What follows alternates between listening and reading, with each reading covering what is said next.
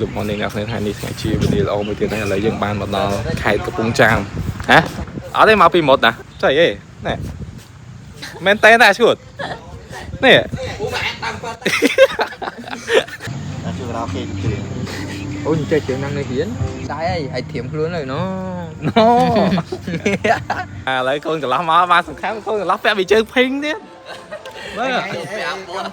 ថតអេកម្មវិធីគេមកកម្មជើងហ៎កម្មវិធីស្អីស្លាប់ដែរថ្ងៃហ្នឹងថ្ងៃគេមានអារម្មណ៍មិនដែរអារម្មណ៍ថាភើបទេពងភ័យនឹងធ្វើមិនខ្លះដឹកដល់ផ្ទះចុយដល់បន្ទប់ទៀត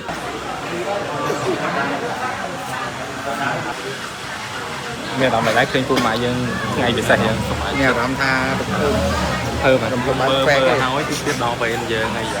ទៅទៅដែរគុំអង្គុយសម័យបែបមួយខ្ញុំមើលទៅមានអីប៉ុណ្ណឹងទៀតអញស្អប់នេះឲ្យទៅពេលថងទៅអត់និយាយទេមែននិយាយតែគេអត់ទៅចាំមកគេសំដែងម៉ែសំដែងមែន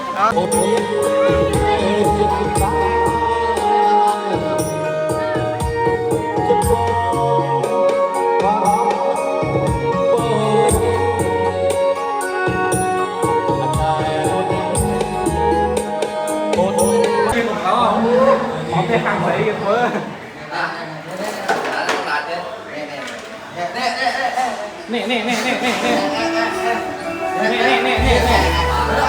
ok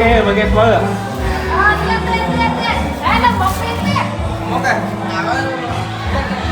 đi cái lên đâu mà lấy chơi ăn tiền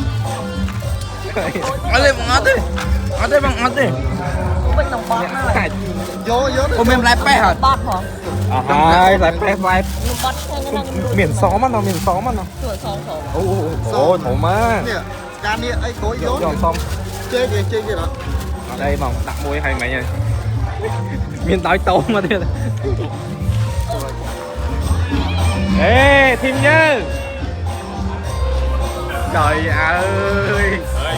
không bây giờ hai xong rồi nè